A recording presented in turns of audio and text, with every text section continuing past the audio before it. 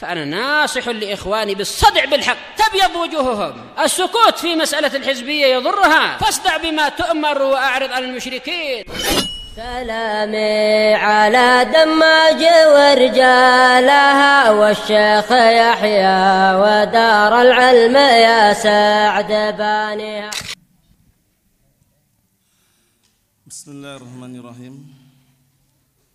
الحمد لله الذي أرسل رسوله بالهدى ودين الحق ليظهره على الدين كله وكفى بالله شهيدا. أشهد أن لا إله إلا الله وحده لا شريك له إقرارا به وتوحيدا، وأشهد أن محمدا عبده ورسوله صلى الله عليه وعلى آله وسلم تسليما مزيدا لا نبي بعده. إخواني في الدين وأخواتي في الله، أعزني wa a'azzakumullahu jami'an wa barakallahu fikum. Kita lanjutkan bacaan berikutnya terhadap kitab Irsyadus Sari fi Syarh Sunnah lil Imam Al-Barbahari yang disampaikan oleh Asy-Syaikh Al-Allamah Ahmad bin Yahya An-Najmi asbahullah. Sekarang kita akan masuk ke halaman 120 bagian atas itu. Qala al-Imam Al-Barbahari rahimahullah, wala nikaha illa biwaliyin wa syahidai adlin wa sadaqin qalla au kathur. Penting sekali ini masalah pernikahan. Kata al-Imam Al-Barbahari rahimahullah, dan tidak ada pernikahan kecuali dengan adanya wali. Jadi kalau seorang perempuan menikah pastikan ada walinya. Kalau tidak ada walinya tidak sah, la nikaha illa biwali. Tidak ada pernikahan kecuali dengan wali. Wali yang paling dekat adalah orang tuanya, bapaknya maksudnya. Ketika bapaknya tidak ada, dia punya kakek-kakeknya. Paham ya? Dari jalur bapak loh ya, bukan dari jalur wali, itu semua dari jalur bapak. Kemudian kakeknya enggak ada, pamannya ada, pamannya, saudara bapak. Kemudian nanti di sana ada saudara laki-lakinya. Ini inisiatif terakhir setelah enggak ada semua tadi, yang bapaknya enggak ada, kakeknya enggak ada, pamannya enggak ada. Ternyata dia punya saudara laki-laki, bisa. Kemudian kalau enggak ada sama sekali, barakallahu fiik, disebutkan nanti pakai wali hakim. Kalau zaman sekarang pihak KUA yang amanah atau perwakilan. Misalnya pihak KUA mewakilkan, ya fulan, antum kami wakilkan sebagai walinya untuk fulanah bintu fulan dan amanah ini. Itu bisa, namanya perwakilan namanya. Tapi dari pihak KUA kan dikenal wali hakim itu pihak KUA zaman sekarang. Kalau waktu itu dari pemimpin langsung, itu kan tugas dari pemerintah biasanya kan. Nah kita lihat biar tambah jelas, tidak ada pernikahan kecuali dengan wali, satu. Yang kedua, wasyahidai adlin, dua orang saksi yang adil. Dua orang saksi yang adil. Paham ya? Tidak memihak salah satu di antara dua apa? Dua pihak. Harus benar-benar adil, jujur, amanah. Dua orang saksi ini. Biasanya saksi dari pihak laki-laki biasanya ya. Nah, barakallahu fi. Kalau wali pihak perempuan. Wasadaqin dan mahar. Harus ada mahar. Qalla au kasur, banyak atau sedikit. Jadi mahar harus ada. Nikah tanpa mahar enggak sah pernikahannya. Nikah tanpa wali enggak sah juga pernikahannya. Faham? Jadi mahar ini barakallahu fiik tidak harus banyak, lihat ini. Qalla au kasur. Sedikit ataupun banyak. Makanya Rasulullah alaihi salatu wassalam waktu itu mengatakan apa? Nam iltamis walau khataman min hadid. Carilah mahar walaupun hanya cincin terbuat dari besi. Maksudnya walaupun sederhana sekali, tapi itu mahar bisa. Jadi enggak harus mewah-mewah ya, enggak harus emas 1 kilo, enggak harus. Paham ya? Enggak harus sekian-sekian hektar tanah, enggak harus. Bahkan mahar dengan hafalan Al-Qur'an pun bisa. Mahar dengan hafalan Al-Qur'an yang dia miliki bisa. Mungkin dia hafal 3 juz, 3 juz itu maharnya. Terus kapan bayarnya? Ada dua pendapat. Pendapat pertama, bayarnya ketika akad nikah itu, setoran langsung itu. Paham ya? Kalau tahan 3 juz setorannya, afwan contoh aja. Kalau misalkan dia baru dapat 1 surat, sisanya di rumah nggak masalah. Paham ya? Sebagaimana mahar boleh kontan, boleh kredit. Iya kan? Misalkan dia punya mahar 1 kilogram emas. Dibayar nih maharnya ketika akad itu baru setengah kilonya nanti boleh. Tapi ingat 1 kilo ya. Nah, makan juga boleh, nakdan namanya. Taksi dan dibayar angsur boleh. Intinya mahar harus ada. Nanti ada larangan dalam hadis bahwasanya tidak boleh nikah tanpa mahar.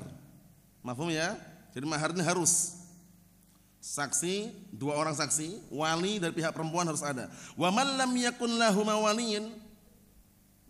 Naam, wa man lam yakun lahu waliyun, dan kalau seandainya wanita tersebut enggak punya wali, ingat enggak punya wali loh ya, sama sekali bapak juga enggak ada, paman enggak ada, kakak enggak ada, saudara laki-laki juga enggak ada. Nah, fasultanu waliyun man la waliyalah. Maka sultan pemimpin itu adalah wali bagi orang yang tidak punya wali. Kalau zaman sekarang ini tugas pemerintahan pihak KUA kan, zaman sekarang yang ngurusi masa pernikahan itu kan, kantor urusan agama itu kan, ada pihak-pihak tertentu kan. Wa idza talaqa ar-rajulu imra'atah salasan faqad hurrimat alaihi la tahillahu hatta tankiha zawjan ghairah. Penting ini. Masalah hukum perceraian ini. Apabila seorang suami, seorang suami menceraikan istrinya 3 kali, namanya talak 3, maka sungguh telah diharamkan baginya, tidak halal baginya sampai ada laki-laki menikahinya. Bisa dipahami? Sampai dinikahi laki-laki lain, mantan istri tadi, kemudian cerai baru bisa balik ke mantan suami. Bisa dipahami nggak nih? Namanya talak apa? Talak bain. Karena talak terbagi menjadi 2. Talak terbagi menjadi apa? 2. Talak raj'i sama talak bain. Talak raj'i itu talak 1, talak 2. Itu masih bisa balik itu. Statusnya masih suami istri, cuma pisah ranjang. Paham? Tapi kalau talak 3, anti talik yang ketiga ini, bagaimanapun pisah. Sudah bukan suaminya, bukan istrinya lagi. Boleh enggak mantri balik ke mansua? Mantri itu mantan istri, mansua mantan suami. Boleh enggak balik? Boleh dengan syarat istri ini, mantan istri ini dinikahi laki-laki lain, kemudian ceraikan baru bisa balik. Tapi para ulama telah mentanbih, memperingatkan hati-hati yang namanya tahlil, nikah tahlil. Nikah tahlil itu nikah yang dibikin dengan skenario. Jadi semacam dibikin sengaja nikah itu menghalalkan suaminya. Menghalalkan mantan suaminya. Jadi mantan suaminya ini masih ingin balik pada mantan istrinya, tapi dengan cara dia nyuruh orang lain menikahi istrinya lalu menceraikannya. Itu namanya nikah tahlil, haram hukumnya. Jadi benar-benar mantan istri nikahi laki-laki lain, nikah yang resmi, yang sah. Paham ya? Afan, nikah yang syar'i yang sah, enggak harus resmi. Syar'i dan sah. Paham ya? Nah, syar'i itu ya ada maharnya, ada saksinya, ada walinya. Resmi itu enggak harus ya, resmi itu hanya penyempurna aja kalau diharuskan. Tapi kalau dihajar pemerintah misalkan, tapi kalau syar'i harus. Jadi pahami ya? Nah. Kemudian talak 3 ini, apakah dalam satu majelis anti talik, mungkin suami emosi gitu ya, atau mungkin suaminya sedang benar-benar enggak suka sama istrinya enggak perhatian, enggak paham hak suami, kemudian diajak belajar ilmu agama enggak mau, ngayel, nolak, bantah, bangkang, bandel misalkan. Nah, dalam satu majelis anti talik, pendapatnya kuat dihitung 1. Nanti ada disebutkan oleh beliau nanti. Dihitung 1. Itu baru talak 1. Talak 1 ini masing-masing talak perempuan harus menjalani masa iddah selama 3 kali haid. Karena pendapat yang kuat talak ada 2, talak bid'i, talak sunni. Talak yang bid'i itu ditalak dalam kondisi dia haid, nggak boleh ini. Kenapa nggak boleh? Karena nanti nggak nampak dia tuh hamil atau nggak setelahnya. Jadi ketika dia talak yang syar'i, yang sunni sesuai sunnah, itu ketika istri dalam kondisi suci belum berhubungan badan. Anti talik ini benar. Untuk apa? Menunggu dia nanti hamil enggak posisinya. Karena hukumnya lain nanti. Diceraikan dalam kondisi hamil, masa iddahnya sampai melahirkan. Paham ya? Itu perbedaannya. Kalau dalam kondisi dia tidak hamil, 3 kali haid, suci, haid. Nah, 3 kali itu nanti yang berikutnya sudah jatuh talak 1 dah. Lanjutkan yang anti talik, yang talak 2. Paham ya? Talak 2 juga sama 3 kali haid. 3 kali haid cuma kasih nafkah, ngasih makan, ngasih minum, hak masih suami istri itu, cuma nggak berhubungan badan, pisah ranjang. Paham ya? Nah, Sampai 3 kali haid tadi ya, anti talak. Yang ketiga namanya talak bain. Talak yang harus berpisah. Paham ya? Kalau talak yang satu tadi anti talak, baru 2 kali haid kok langsung rujuk kembali. Akrab kembali, ngobrol, kemudian berhubungan badan, batal. Talak satunya batal. Belum selesai masa iddah udah balik. Tapi kalau udah selesai masa iddah, anti talak, haid, suci, masa iddahnya habis kok membalik, nikah ulang. Nah, karena apa? Dia rujuknya setelah masa iddah. Tapi kalau rujuknya sebelum masa iddah habis, memang suami istri, batal. Bisa dipahami? Kalau talak 3, anti talak, udah talak 3 ini syaratnya mantan istri bisa balik kepada mantan suami, mantan istri dinikahi laki-laki lain, kemudian ceraikan baru bisa balik kepada mantan suami. Berarti perceraian itu berat aslinya. Paham ya? Tapi kalau tidak mengharuskan ya enggak usah. Tapi kalau mengharuskan harus pisah karena mungkin istrinya tidak taat, istrinya durhaka dan suaminya. Itu nanti ada aturan tersendiri dalam syariat. Mafhum? Naam. Makanya prosesnya pun panjang gitu loh. Kita lihat dulu biar tambah jelas. Qala Asy-Syaikh Ahmad bin Yahya Najmi asbahullah qauluhu wala nikaha illa biwaliyyin wasyahidai adlin wasadaqin qalla au kasur. Tidak ada pernikahan kecuali dengan wali dan 2 orang saksi yang adil dan mahar sedikit ataupun banyak. Hadza huwa madhhabul jumhur wa huwal haq. Inilah pendapat jumhur dan ini pendapat yang benar. Ingat-ingat. Jadi kalau jadikan mahar untuk anak atau putrinya itu jangan diserahkan orang tuanya. Orang tuanya nanya ke putrinya, maharnya apa? Jangan karena orang tuanya pengen dapat uang buahnya, maharnya 1 kilo aja. Jangan. Paham ya? Nah, jadi serahkan kepada putrinya nih, dia yang akan menentukan maharnya. Karena mahar itu nanti bukan milik mertua, bukan milik bapaknya juga, milik perempuan tadi itu atau milik istrinya nanti. Paham ya? Nah, bisa dipahami ya? Jadi dia yang menentukan nanti maharnya apa. Kalau dia bilang maharnya terserah ya udah. Berarti kalau terserah nanti ada sebutan, ada pembahasan sendiri. Yang terserah itu berarti maharnya enggak disebutkan namanya. Nah, itu nanti seorang suami, seorang mantan suami ini sebelum dia menyerahkan maharnya dia kembali ke urfnya berapa itu loh, urfnya. Kan kadang ada yang perempuan kadang seperti itu kan. Nah, urfnya apa biasanya? Kadang yang ada terserah dah, dia ngasih mahar yang layak. Bisa dipahami? Ada juga mahar yang hanya Sahih Bukhari. Matan Sahih Bukhari jalan. Paham ya? Pernikahan terjadi. Ada juga yang mahar matan Riyadhus Shalihin. Ada juga mahar Fathul Bari, syarah Sahih Bukhari itu. Macam-macam, boleh, semuanya boleh. Intinya mahar harus ada.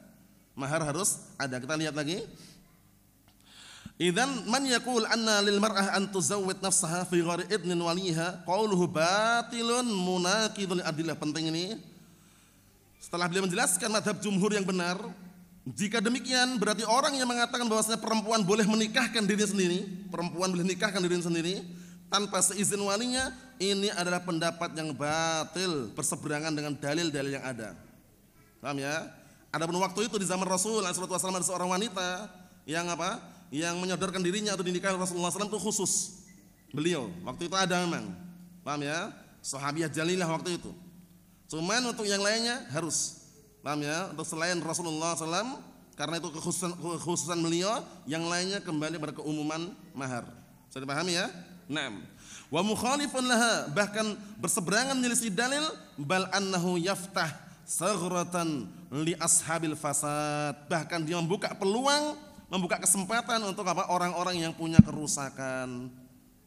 Kalau seandainya perempuan boleh menikahkan dirinya sendiri, itu hati-hati.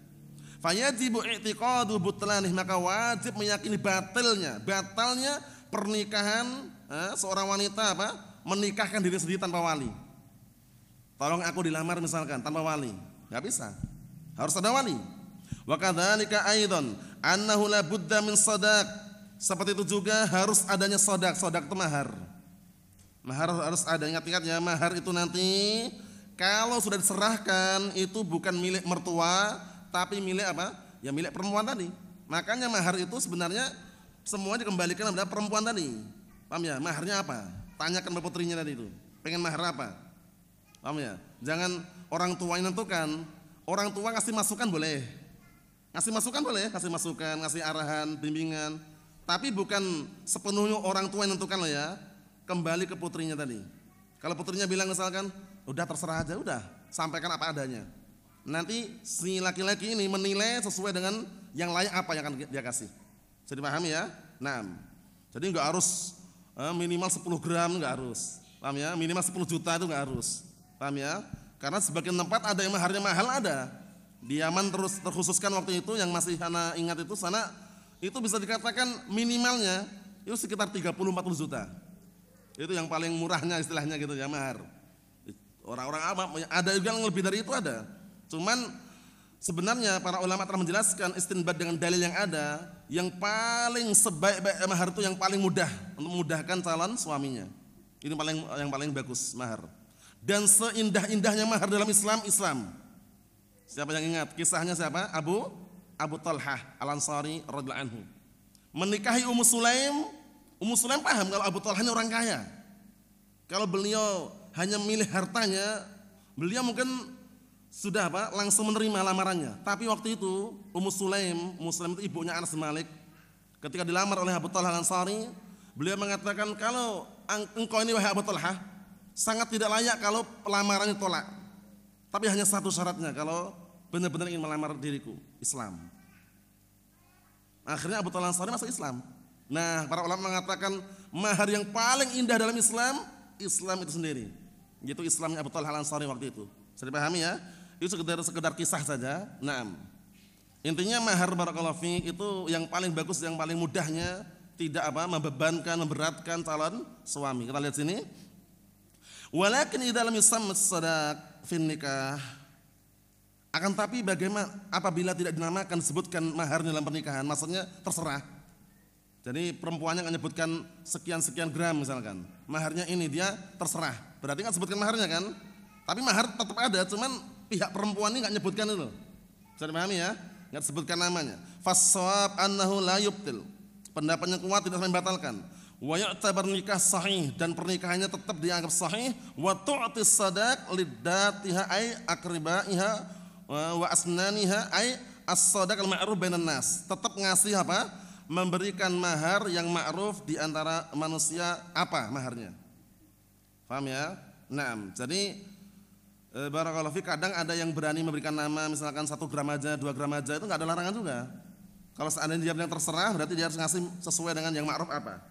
Sawa'an kana qalilan aw katsiran, baik mahar tersebut sedikit ataupun banyak. Fi dzalika zaman, di waktu tersebut, wa dzalikal makan, dan juga di tempat tersebut. Wa hadits sama al-muwalliyah indal fuqaha. Istilahnya dalam menurut orang ahlu fikih itu namanya al-muwalliyah, seperti ini. Bisa dipahami ya? Nah, di bawah disebutkan bahwasanya dinamakan muwalliyah li'annaha wallat zawj miqdar as-sadaq fama ataha qabilathu. Dikarenakan urusan mahar tersebut dia serahkan kepada suaminya, kadar maharnya, kapan suami memberikan apa yang diberikan dia nerimanya. Jadi enggak nyebutkan maharnya berapa gitu loh. Itu namanya muwalliyah. Sebutan bawah itu Syekh Ahmad bin Yahya Najmi menjelaskan, wa tusamma al-muwalliyah, dinamakan muwalliyah li'annaha wallat zawj miqdar as-sadaq fama ataha qabilathu. Paham maksudnya?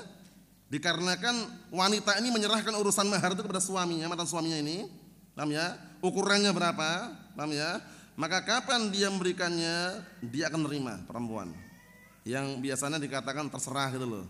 Paham maksudnya ya? Naam. Ikhwani fi din wa akhwati billah, a'azzani wa a'azzakumullahu jami'an barakallahu fikum. Bagaimana sekarang kalau enggak punya wali? Qauluhu wa man lam yakun lahu waliyun fasultan waliyun man la waliyalah. Kalau dan barang siapa yang dia tidak punya wali, perempuan tidak punya wali, maka sultan itu pemimpin, wali hakim biasanya dikenal seperti itu adalah wali bagi orang yang tidak punya wali. Hadza huwal qaulus sahih. Penting ini. Ini pendapat yang sahih. Fallati laysa laha waliyun, maka perempuan yang tidak punya wali yakunu waliyuha as-sultan. Maka walinya adalah pemimpin, pemerintahan. Kalau zaman sekarang yang ditugas oleh pemerintahan pihak KUA. Ya kan? Nah, tapi tentunya mencari orang yang amanah juga, orang yang amanah yang paham agama sehingga tidak terjadi pelanggaran syariat. Nah, li hadis as-sultan waliyun man la waliyah. Dikarenakan hadis as-sultan, sultan itu pemimpin itu adalah wali bagi orang yang tidak punya wali. Berikutnya, wa amma qawluhu wa idza talaqa ar-rajul imra'atan salatan faqad hurrimat alaihi la tahillu lahu hatta tankiha zawjan ghairah. Apabila seorang suami, ucapan beliau apabila seorang suami menceraikan istrinya 3 kali. Talak apa berarti ini yang ketiga ini? Talak bain ya, harus pisah. Kalau talak 1, 2 talak raj'i namanya. Talak yang sunnah bagaimana tadi? menceraikan istrinya dalam kondisi dia suci, belum berhubungan badan, itu tolak yang sunnah, dikenal tolak sunni. Tolak bid'i menceraikan dalam kondisi haid, karena belum terdeteksi apakah dia hamil atau tidak. Tapi kalau suci diceraikan itu nanti nampak. Orang kalau hamil biasanya nggak haid, paham ya? Jadi pahami, sehingga nanti hukumnya beda lagi. Kalau dia hamil, masa iddahnya sampai dia melahirkan, kan gitu. Nah, makanya perlu dikondisikan. Perceraian ini hukumnya panjang lebar, paham ya? Khilafnya juga luar biasa. Tapi kita lihat apa yang beliau sebutkan di sini biar untuk mempermudah saja. Nah, jadi apabila seorang suami sudah menceraikan istrinya talak ba'in, talak 3, maka sungguh telah haram bagi suami tadi, tidak halal baginya sampai ada laki-laki lain menikahi istrinya, kemudian istri tadi diceraikan. Bisa dipahami? Jadi syaratnya mantan istri dinikahi laki-laki lain, kemudian laki-laki ini menceraikan dengan sendirinya, bukan karena apa tadi? Tahlil. Karena nikah tahlil haram hukumnya. Nikah tahlil, paham ya? Dia nikah hanya semacam sandiwara atau semacam skenario bikinan gitu loh. Nah, dibikin sendiri oleh pihak suaminya atau pihak istrinya karena istrinya melihat tuh ternyata mantan suami masih kaya ya, pengen balik. Nah, dia nyuruh laki-laki nikahi dia cuma sepekan, setelah itu nyeraikan. Nah, itu nggak boleh. Itu namanya hilah. Bisa dipahami? Namanya nikah tahlil namanya. Itu haram. Mafhum insyaallah? Naam. Kita lihat di sini barakallahu fikum. Wa aqul, dan aku katakan, hadhil mas'alah fiha khilafun kabir bainal ulama. Permasalahan ini terdapat perselisihan yang besar di antara para ulama. Fattalaqu fihi aqwal muta'addidah. Maka perceraian ini di dalamnya terkandung apa? Pendapat yang beraneka ragam. Fal jumhur, pendapat jumhur ini yarawna anna ar-rajula idza talaqa salatan bil lafdhin wahid fa innahu qad hurrimat alaihi mutallaqatuh. Artinya barakallahu fiik, jumhur berpendapat, walaupun nanti beliau menguatkan pendapat yang berikutnya ya. Jumhur berpendapat bahwasanya apabila seorang lelaki atau suami menceraikan istrinya cerai 3 ya, langsung anti talik, paham ya? Maka sungguh telah diharamkan baginya perempuan yang diceraikan tadi. Walaupun pendapat yang kuat yang setelahnya nanti, itu pendapat yang kuat juga dikuatkan oleh Syekh Yahya bin Ali Al-Hajuri dan juga yang lainnya, bahwasanya kalau diucapkan dalam satu majelis anti talik dihitung 1. Paham ya? Nah, karena proses perceraian itu enggak semudah yang dibayangkan. Kadang ada penyesalan, kadang ada itu, kadang ini. Karena kalau dihitung 1 berarti talak 1 masih ada peluang balik. Talak 2 masih ada peluang balik. Talak 3 bagaimanapun harus pisah. Kita lihat di sini barakallahu fiik. Wa min ahlil ilm man yaqul, ada juga di antara ahli ilmu yang berpendapat anna talaqa al-muharram huwa talaq huwa talaqus sunnah. Bahwasanya perceraian yang benar-benar apa? Yang bisa dikatakan al-muharram atau al-muharrim itu. Al-muharrim berarti yang mengharamkan ya. Talaq al-muharrim berarti talak perceraian yang bisa mengharamkan. Masih mengharamkan suami dari istrinya. Itu talak yang sesuai dengan sunnah. Tolak sunnah. Tolak sunnah telah menjelaskan tadi, menceraikan dalam kondisi istri itu suci dan belum berhubungan badan. Ingat-ingat. Karena untuk mengetahui nanti dia itu hamil atau tidak itu loh. Karena hukumnya beda nanti. Paham ya? Ketika dia hamil hukumnya beda. Bi an yutalliq fi tuhrin lam yujami' fihi, ya kan? Ini lihat ini. Ini itu definisinya tolak sunnah. Yaitu dengan catatan dia menceraikan istrinya dalam kondisi suci dan dia belum berhubungan badan. Ini tolak sunnah, tolak sunni namanya. Paham ya? Kalau tolak bid'i menceraikan dalam kondisi haid. Bisa dipahami? Fa in talaqa salatan bil lafdhin wahid, apabila dia menceraikan tiga kali cerai dengan satu lafaz, anti talik salas misalkan.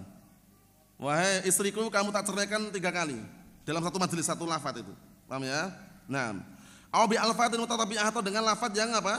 Yang bersusulan, anti talik. Paham? Jadi yang pertama tadi dengan satu lafaz, anti talik salas. Langsung. Kamu tak talak 3 udah itu. Yang kedua ini au bi alfadhin mutatabi'ah, atau dengan lafaz yang bersusulan, anti talik. Mirip ya? Nah, kita lihat. Fa innahu tu'tabar wahidah, dianggap 1. Paham ya? Kalau di dalam satu majelis. Paham ya? Kalau sudah di beda majelis lagi dihitung nanti. Paham ya? Karena satu talak antu talak masa iddahnya 3 kali haid, ya kan? Nah, setelah 3 kali haid pisah ranjang, tetap kasih nafkah loh ya. Satu rumah ini, satu atap juga, cuman enggak enggak satu ranjang, enggak berhubungan badan, nanti dia yang talak yang kedua, anti talak lanjutan. Paham? Nah, kalau dia membatalkan di masa iddah belum selesai masa iddahnya habis kok dia udah berhubungan badan, batal. Batal talaknya tadi karena belum sempurna. Bisa dipahami? Itu tentunya dibahas dalam kitab fikih, ini hanya cuplikannya. Kita lihat sini, wa hadza ra'yu Syekhul Islam Ibnu Taimiyah, ini pendapat Syekhul Islam Ibnu Taimiyah. Jadi ingat-ingat ya, di dalam satu majelis dia mengatakan anti talik salas, kamu tak talak 3, atau anti talik dihitung berapa? 1. Ini pendapat Syekhul Islam Ibnu Taimiyah wa qaulun wasatun. Dan ini adalah pendapat pertengahan, wa huwa anha tu'tabar salatan bin niyyah. Nah, bahwasanya apa? Bahwasanya barakallahu fiik dianggap 3 itu dengan niatan. Idza kanat bi alfatin mutatabi'ah, apabila dengan lafaz yang bersusulan tadi. Wal mas'al fiha kalamun katsirun billahi taufik. Paham ya? Nah. Jadi kalau menurut beliau ini, beliau nukilkan katanya ucapan pertengahan tadi, pendapat Syekhul Islam mengatakan, dan ini pendapat kuat ini, dikuatkan Syekh Yahya waktu itu. Ketika barakallahu fiik beliau menjelaskan seputar ini. Jadi kalau dalam satu majelis dia mengucapkan anti talik atau anti talik salas, itu dihitung 1. Paham ya? Nah, walaupun ada pendapat yang lain, ini karena kita bahas permasalahan yang ini memang khilaf itu ya.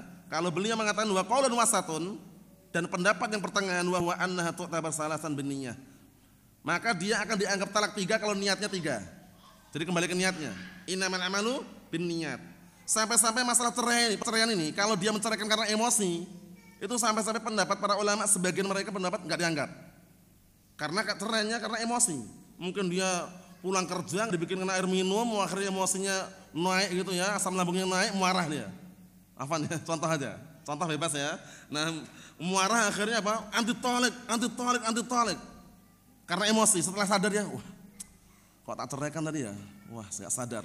Maksudnya dia ketika ngomong itu karena terbawa emosi. Itu menurut pendapat para ulama, innamal amalu binniyat. Niatnya tadi kan enggak menceraikan, cuma kan emosi gitu loh. Setelah sadar dia sadar, duduk, renungi, ternyata misal. Paham ya? Ini benar-benar pasal perceraiannya benar-benar apa? Benar-benar hati-hati sekali, karena para ulama pun juga mereka berhati-hati juga. Nah, karena kalau sudah benar-benar talak 3, talak bain pisah itu loh. Bisa dipahami? Nah, kata beliau wal mas'alah fiha kalamun katsir wabillahi taufik. Nah, permasalahan memang banyak pembahasan seputar ini, wabillahi taufik. Mahum insyaallah, kita lanjutkan. Qala al-Imam Al-Barbahari rahimahullah, matan bagian atas. Wala yahillu damu mri'in muslimin yashhad an la ilaha illallah wa yashhad anna Muhammadan abduhu wa rasuluhu illa bi ihda salas. Ma'ruf masyhur hadisnya Ibnu Mas'ud ya, hadis Ibnu Mas'ud radhiyallahu anhu. Dan tidak halal darahnya seorang muslim yang bersaksi la ilaha illallah dan bersaksi bahwasanya Muhammad itu adalah utusan Allah dan hamba Allah, kecuali dengan sebab salah satu dari 3 sebab. Jadi pada asalnya enggak boleh kita bunuh orang, ngalirkan darah kaum muslimin, bom bunuh diri bahkan ya kan, ledakan sana ledakan sini, hati-hati. Enggak halal darah seorang muslim kecuali dengan apa? Dengan sebab salah satu dari 3 sebab. Pertama, zina ba'da ihsan. Zina setelah dia menikah. Ihsan itu menikah, pernikahan. Karena nanti hukumnya beda. Orang yang berzina dalam kondisi masih gadis, masih perjaka, hukumnya apa? Cambuk 100 kali cambukan, diasingkan setahun. Tapi ba'da ihsan ini berarti rajam nanti hukumannya. Paham ya? Bedanya itu. Karena dulu termasuk ayat dalam Al-Quran, walaupun ada khilaf, tapi terhapus ya. Ayatnya sudah dihapus, dimansukh. Itu ayat seputar apa? Rajam. Wasyaikhu wasyaikhatu idza zanaya farjumuhuma albattah nakalan minallahu azizun hakim. Wallah alam dinukilkan para ulama dalam kitab-kitab usul atau kitab fikih seperti itu. Ayatnya yang masyhur, yang ma'ruf, yang waktu itu ada dalam Al-Qur'an. Cuman ada kritikan di situ. Yang namanya khilaf ya barakallahu fik. Cuman itu yang masyhur sering jadi contoh. Ayat dulunya apa sih ayatnya itu? Yang mereka sering nukilkan itu wasyaikhu wasyaikhatu idza zanaya farjumuhuma albattah. Orang tua lelaki dan orang tua perempuan. Nah, kritikan di sini. Berarti harus orang tua dulu gitu. Padahal kalau anak muda dan nikah kemudian berzina enggak dirajam. Itu kritikan di situ. Kalau lafadznya wasyaikhu wasyaikhatu. Syaikhan udah tua. Wasyaikhatu udah tua juga. Berarti kalau anak muda yang berzina walaupun udah nikah enggak dirajam itu. Kritikan di sini kritikannya. Cuma masyhurnya itu tadi. Ya, orang tua lelaki ataupun wanita yang udah berkeluarga menikah kemudian berzina farjumuhuma albattah. Rajam mereka. Sampai nakalan minallah, sebagai hukuman dari Allah Ta'ala. Paham ya? Itu yang masyhur yang ma'ruf waktu itu, cuman ada kritikan, gitu aja. Bisa dipahami ya? Tapi hukum ini masih berlaku enggak, hukum rajam ini? Masih berlaku, cuman siapa yang berwenang? Pemerintah, pemimpin. Bukan rakyat sipil, ingat-ingat. Kita ini siapa? Rakyat sipil kan? Rakyat sipil, enggak ada wewenang. Oleh karena itu hukum rajam masih berlaku, cuman seharusnya pemerintah yang menegakkan. Yang berhukum dengan Al-Qur'an dan As-Sunnah. Kita lihat sini. Yang pertama zina ba'da ihsan dalam kurung rajam. Kecuali rajam halal. Paham ya? Au irtidadun ba'da iman, atau orang yang murtad setelah dia beriman. Man baddala dinahu faqtuluh. Barang siapa yang mengubah agamanya, bunuh dia. Berarti halal darahnya karena murtad. Au qatlu nafsin mu'minah bi ghairi haqqin fayuqtal bihi. Atau membunuh jiwa yang jiwa seorang yang mukmin, paham ya?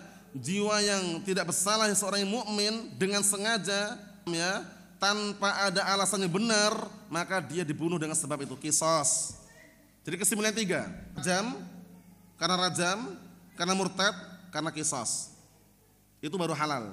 Selain itu, seperti menyakiti, bunuh saudaranya, atau pembunuh diri yang menurut orang-orang itu jihad misalnya, itu semuanya salah. Paham ya?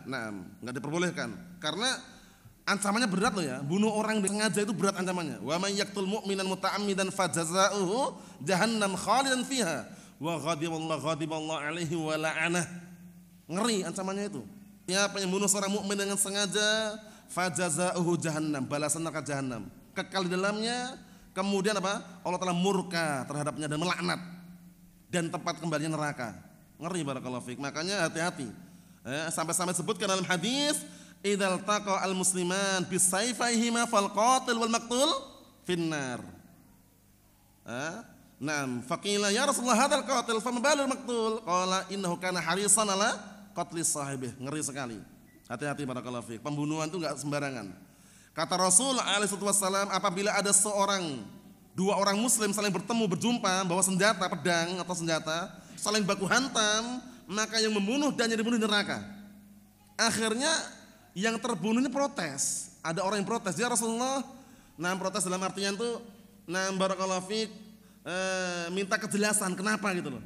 Paham ya? Kenapa kok yang dibunuh juga masuk neraka? Kalau yang bunuh jelas, tapi kenapa yang dibunuh kok masuk neraka? Ternyata yang dibunuh ini awal mulanya sebelum dia terbunuh harisan ala qatli sahibih. Semangat sekali pengen sekali bunuh temannya, cuma terbunuh duluan gitu loh. Paham ya? Ada kisah yang mirip dengan ini, tapi dua-duanya ke surga. Masya Allah. Jadi yang membunuh dan yang dibunuh malah masuk surga. Ingat kisahnya kan? Yang pertama, ada dua orang, yang satunya itu muslim, jihad fisabilillah. Paham ya? Satunya kafir waktu itu. Ketika berperang, orang kafir ini membunuh orang muslim tadi. Paham ya? Akhirnya dia mati di medan peperangan, masuk surga, mati syahid. Orang kafir ini enggak lama kemudian masuk Islam. Masuk Islam, berjihad, terbunuh. Akhirnya apa? Masuk surga juga. Paham ya? Itu kisahnya ma'ruf masyhur ya. Kita lanjutkan lagi. Wa ma siwa dzalika fadamul muslim 'alal muslim haramun abadan hatta taqumas sa'ah sahih. Adapun selain itu maka darah seorang muslim atas muslim yang lainnya haram selama-lamanya sampai tegak hari kiamat pun haram.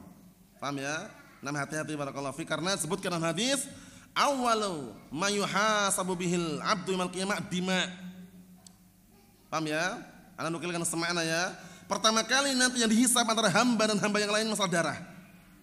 Paham ya? Kalau yang masalah sholat tadi itu hak antara hamba dan Allah Ta'ala. Awalu ma yuhasabu bihil abdu yaumil qiyamah, sholat itu antara hak Allah dengan Allah Ta'ala. Antara hak hamba dengan Allah Ta'ala. Tapi kalau yang disebutkan dalam riwayat yang lain bahwasanya pertama kali akan dihisab nanti adalah darah, itu hak sesama hamba. Kenapa antum bunuh si fulan? Kenapa antum mengalirkan darah si fulan? Bisa dipahami ya? Jadi bukan perkara yang ringan, tapi perkara yang berat. Paham ya? Ancamannya kan ngerti, kalau dia bunuh seorang muslim mukmin, itu dia Allah Ta'ala akan tancapkan di dalam dadanya, di dalam hatinya sesuatu yang membuat dia tidak tenang. Ngeri sekali barakallahu fiik. Kita lihat di sini penjelasannya. Qala Asy-Syaikh Ahmad bin Yahya An-Najmi asbahullah wa aqul innahu la yajuz qatl nafsin bi ghairi wahidah min hadhihi salas ijma'an wa billahi taufik. Masyaallah, simpel aja penjelasan beliau. Karena memang jelas sekali hadisnya sahih ya, hadis Ibnu Mas'ud ya, rawi Muslim. Kata beliau, aku katakan sesungguhnya tidak diperbolehkan membunuh jiwa tanpa didasari salah satu daripada 3 sebab yang sudah disebutkan tadi, ijma'an. Apa sebabnya? Imma karena murtad, imma karena rajam, paham ya? Imma karena qisas. Paham ya? 3 itu. Mafhum? Kata beliau, wabillahi taufik. Berikutnya, qala al-Imam Al-Barbahari rahimahullah, bagian atas lagi matanya, wa kullu syai'in mimma aujaballahu 'alal fana yafna illa al-jannah wan nar wal 'arsy wal kursi was sur wal qalam wal lauh laysa yafna min hadzal syai' abadan. Nanti penjelasannya kita baca dulu sedikit-sedikit matanya ini. Dan segala sesuatu dari apa-apa yang Allah Ta'ala wajibkan untuk apa? Untuk sirna, pasti akan sirna. Paham ya? Kecuali surga, neraka, arsy, kursi, sur trompet yang akan ditiup. Paham ya? Kemudian kolam, pena, kemudian lauhil mahfud. Di sana ada pantun bagus sekali pantunnya.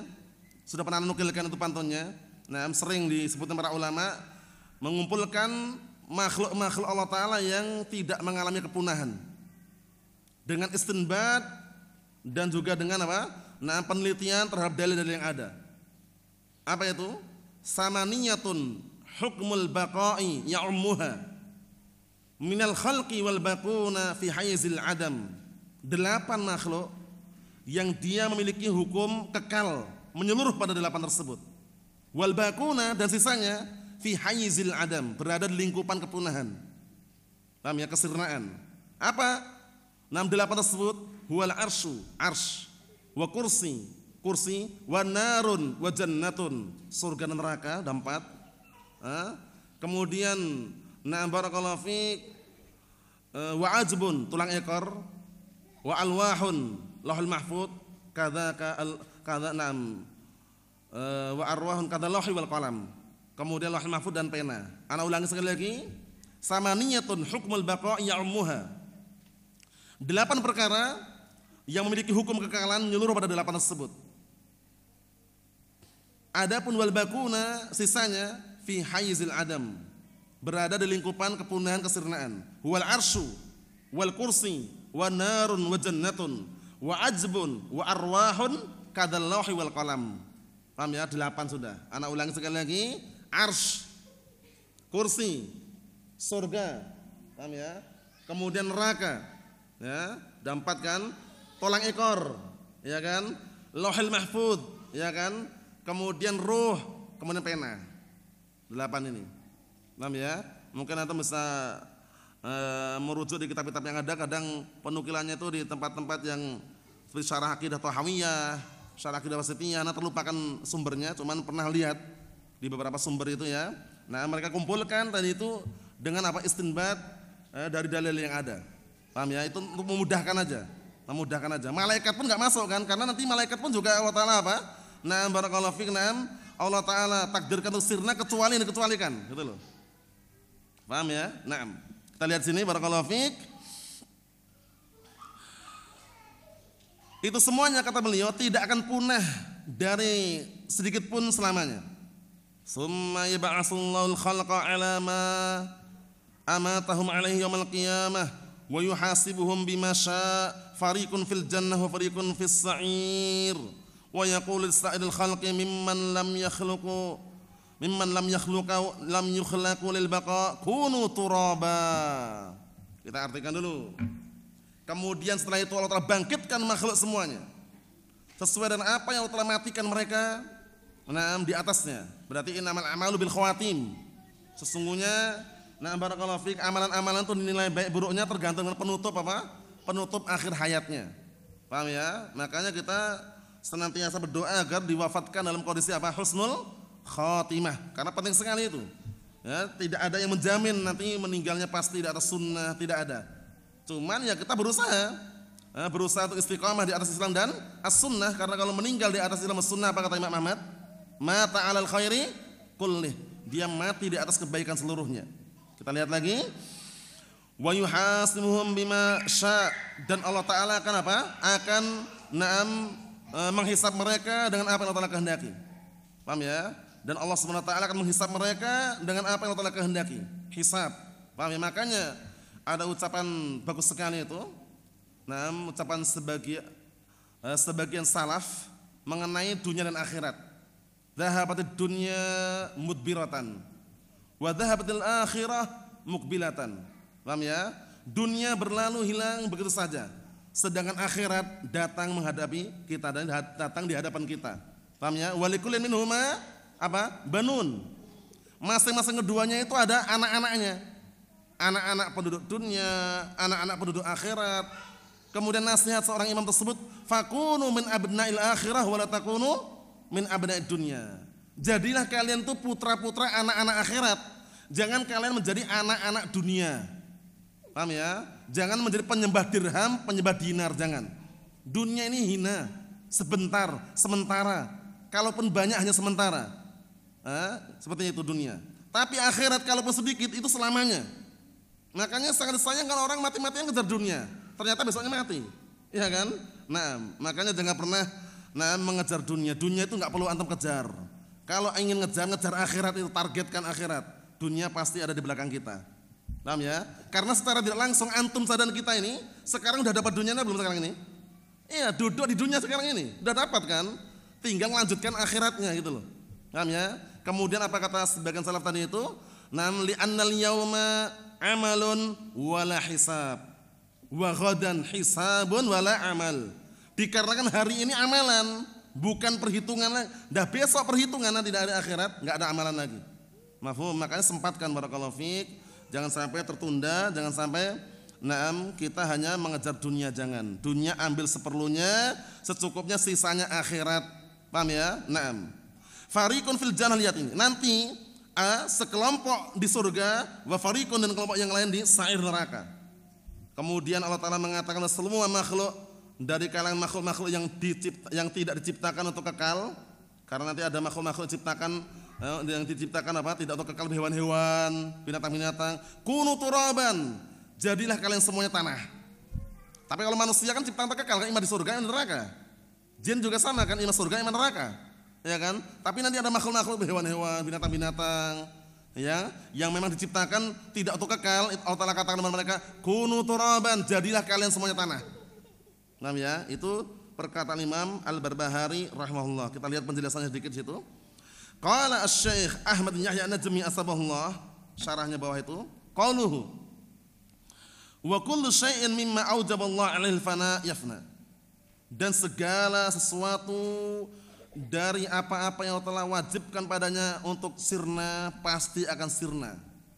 Paham ya? Segala sesuatu akan halik kecuali Allah Subhanahu wa taala. Ya kan?